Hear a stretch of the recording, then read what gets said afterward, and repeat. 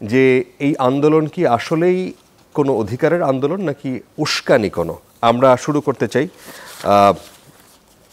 জনাব সুব্রত চৌধুরী আপনাকে দিয়ে।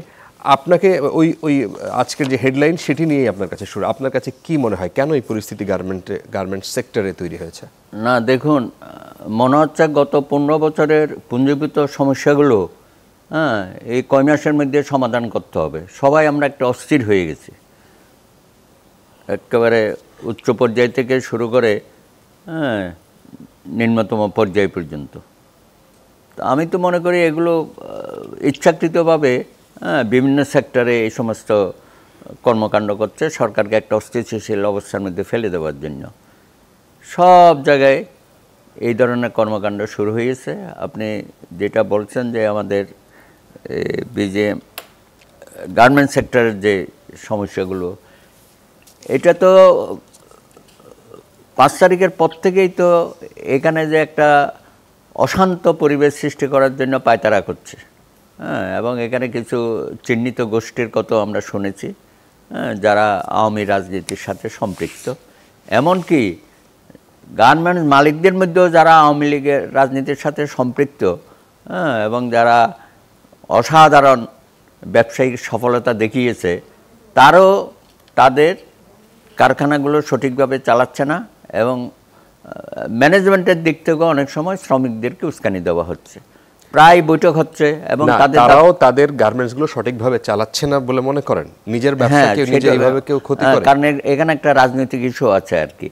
তো তাদের তো যা ইনকাম করার তো করেছে এবং ব্যাংক লোন ইত্যাদি নিয়ে তো অনেক ধনী হয়ে গেছে সমাজে, সেগুলো আমরা জানি।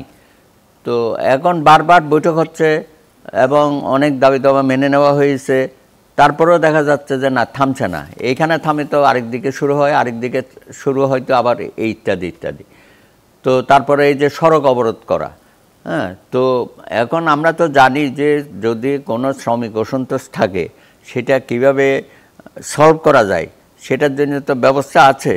তো তারা সেই লাইনে গিয়ে এমনও শুনেছি অনেক সময় তারা এখানে গুজব ছড়ায় এবং টেলিফোনের মাধ্যমে শ্রমিকদেরকে নির্যাতন করা হচ্ছে, কোথাও হত্যা করা হয়েছে, অনেক ধরনের কর্মকাণ্ড আমরা শুনেছি, বা আটকে রাখা হয়েছে, এই ধরনের কাহিনীগুলো শুনছি।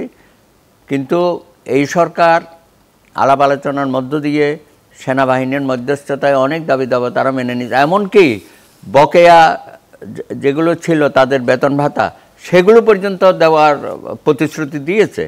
তারপরেও কেন শ্রমিক অসন্তোষটা আছে, এটা আমাদেরকে অত্যন্ত গভীরে গিয়ে এটা চিন্তা করতে হবে। আমাদের গার্মেন্টসটাকে নষ্ট করে দেওয়ার জন্য অনেক ধরনের ষড়যন্ত্র অতীতেও ছিল, এখন আবার নতুন করে শুরু হয়েছে এবং পায়তারা চলছে।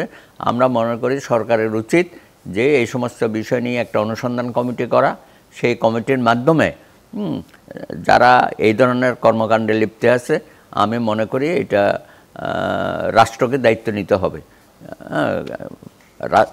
এখানে আমাদের যারা শ্রমিক নেতৃবৃন্দ আছেন তাদেরও তো আমরা দেখেছি তারা আন্তরিকভাবে চেষ্টা করতেছে।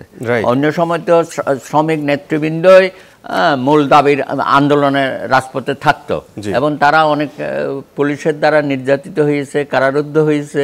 কিন্তু এবার দেখলাম নেতৃবৃন্দরা হস্তক্ষেপ করেছে যাতে এই ধরনের সমস্যাগুলো আর বাড়তে দেওয়া না হয়। সেইখানে শ্রমিকরা কাদের ইন্ধনে এই ধরনের ঘটনাগুলো করছে এবং একটা অস্থিতিশীল পরিস্থিতি সৃষ্টি করতেছে। আমার মনে হয় সরকারকে এটা খুব দ্রুত